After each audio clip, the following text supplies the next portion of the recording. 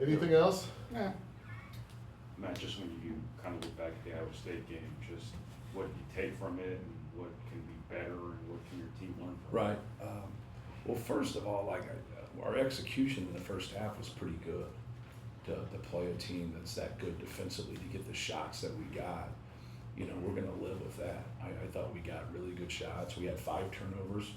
I said it after the game, if you just do the same thing in the second half and you have 10 turnovers with the team that forces the most turnovers in the country, that's something that you want to live with. So there's always some silver linings. And when you play, I thought Turier's pressure bothered us. We got frustrated when we missed shots, and then we got loose with the basketball in the second half. We were just careless with the basketball. You have to be able to make better decisions and keep getting quality shots. And even though they weren't going down for us, you got to keep executing, keep doing your job. Then I just thought our ability to adjust to the basketball, whether we're 1 pass away, 2 passes away, whether we're in a closeout, we're in a rotation, was just poor.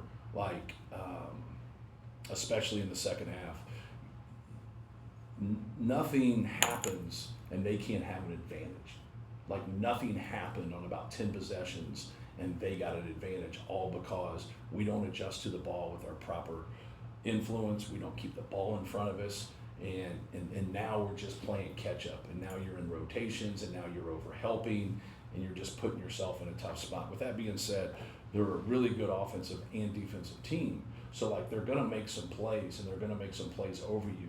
Keep forcing them to keep making plays over you. Break their rhythm, keep them in front of you, make things more difficult on them. And we simply didn't do that. Now, with all that being said, after watching it, I feel even more after what I said after the game was true, is they're a good team.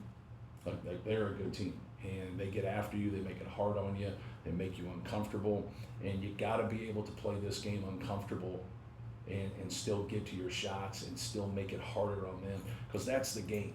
That is the game. You got to get better shots than your opponent, and you got to be able to force them into the tougher ones than you're getting. If you can do that, you're going to win. They did that on both ends, and we normally do that from an offensive standpoint, and that's what I talked about, our energy, is that you got to find your energy through your effort, through your defense, through your rebounding, through your running. You got to find your energy that way, because the ball's not always going to go in. Well, we've still been able to score 80-plus points in every single game. Even though we haven't been perfect in those games, we still found enough to be able to score that amount in every game. So you lean on that a little bit, right? That you're going to go get that number again, because that number is the number they got. 82 is their number, right? That is their number. And the game unfolds differently, especially when somebody's up. But you got to be able to grind out a victory. You got to be able to grind that out. And we're not in a position right now to grind anything out. And we got to work towards that, because you never want it to happen, but it always happens. It always happens. You go on the road, people get in foul trouble, people get hurt, you miss shots. Now, can you grind that out, be great defensively, great on the glass, and take care of the basketball when shots don't go in? That's our challenge, and that's what we have to work towards. Now, with that being said, we want to score 80 to 100 points and not put that kind of stressor on them. But that's the silver lining, I think, of the game right there, is when we get back and compete again on Wednesday, no matter how the game unfolds, you have to be better on the defensive end. You have to do a better job taking care of the ball. How much can you see already Nico's fingerprints making an impact on Minnesota basketball? Yeah. Well, he has a system in what he does offensively. You can see that, and their ability to cut. Now, you're adding a lot of pieces here. He has one guy that he's coached before. And so now as he, adds those pieces and he keeps developing, and you can keep guys there, especially homegrown guys, now you can start to really be efficient and be good from an offensive standpoint. And that's where, I watched him a lot last year because of Morty, and I watched their games whenever I had a chance. And so I probably watched him a handful of times. And they're just really good at cutting. They're really good at getting to their action. He does a good job. He did it with his kid last year. His name's escaping me. That was a draft pick. They do a really good job of getting him in their spots like they do Tyson, but then they also do a great job of leveraging you getting up your line, leveraging you being over anxious. They get a lot of backdoor cuts. So that's what I see. I see really good offense, and then their defense is really starting to pick up. They're getting more stingy. I thought they did some really good things against Indiana, and obviously their game was at home, but I thought their defense was vastly improved from their tournament game. They had times in their tournament games where they go in spurts where they would do good defensively, then they would have more breakdowns. I just thought the consistent play there, I thought their crowd obviously helped them in that game, but that's what I see. He's been successful every place he's been, so he'll be successful there. What ways is Antoine helping the practice dynamic right now? It's just his ability to break people down offensively. Like he can get the ball and go get his own shot. Very athletic, long, big guard, and then his ability to put pressure on the ball. I think that really gives us a good look for people, because like no matter who we play, sometimes people scheme to put size on Braden. Sometimes they go and put ultimate quickness, but normally the best defender goes on him, right? And so like now having Antoine being able to guard him and other guys in practice. So he helps us on both ends, and ultimately he helps himself. Have you had a scout team guard that talented, or is it been? No, we haven't.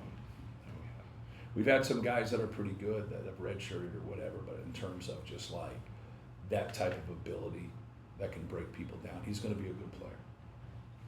Matt, does a lopsided loss affect the team or the way you handle it more than like a 5-point loss? Yeah, I don't know. That's a good question. I think how it affects us is how we play going forward, right?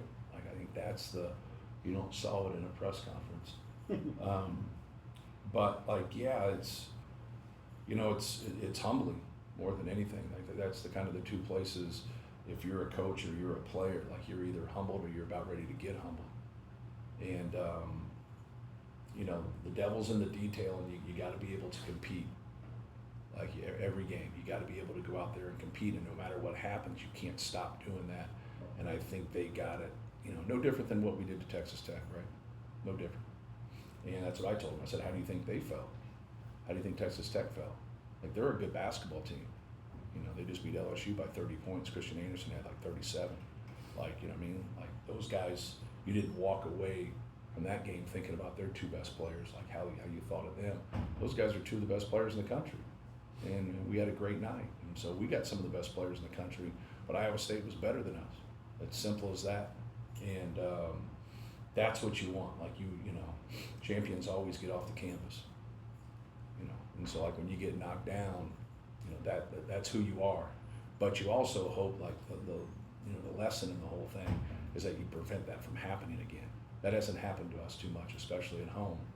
But it did, and when things happen and go against you, you gotta, as a coach, you gotta look at what you're doing or look at how you're doing it. And obviously we're in a good position. Like our first half, there's not a lot to look at and say, hey man, what's the problem here? Because we were getting really, really good shots. And that's a hard thing to do against them, because they're a great defensive team.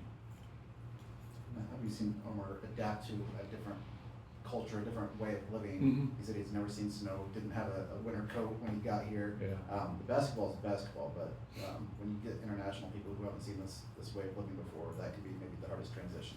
Yeah, just, trying to adjust to everything. A lot of times you're coming in and basketball-wise, you learn a new system, you got new teammates, but now you're moving and living in the United States. College basketball is refereed differently than FIBA basketball. Kind of learning those nuances is really important. Learning on playing coming off the bench, learning on playing with lesser minutes. There's just a lot of adjustments, and then from a culture standpoint, it's something that I've never been through.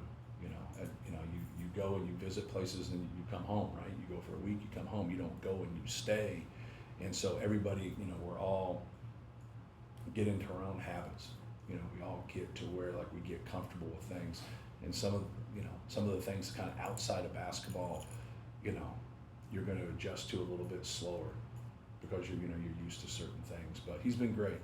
He's worked really hard, and he's put in a lot of time, and I know like it's frustrating sometimes not seeing some shots go down, but that's part of basketball. You work through it, you keep putting in your time, you keep watching film, and you know he's a good player. He'll keep getting better, and he'll keep being more comfortable. Is part of that being just having a professional background?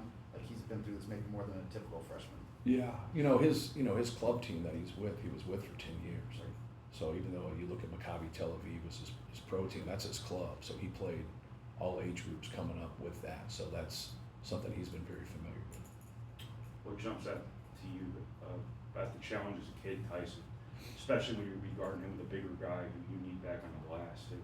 Yeah, good player. He does a good job moving without the basketball. He can put the ball on the floor. He's just not a guy that shoots threes. Obviously, he can shoot and make a lot of threes, but like he does a good job playing off a shot fake. They'll post him a little bit and back cut him and then post him, and just a good feel like they've done a good job of what they run and incorporating him and trying to get him looks, but also playing off of that. People get on top of him. People try to wedge his screens. He back cuts for layups. So good player. There'll be a lot of different people guarding, just because sometimes in their stuff and what they do, there'll be some switches. So everybody's got to be prepared to guard him and the rest of their guys. Anything else? Thank you. Thank you. Thank you, guys.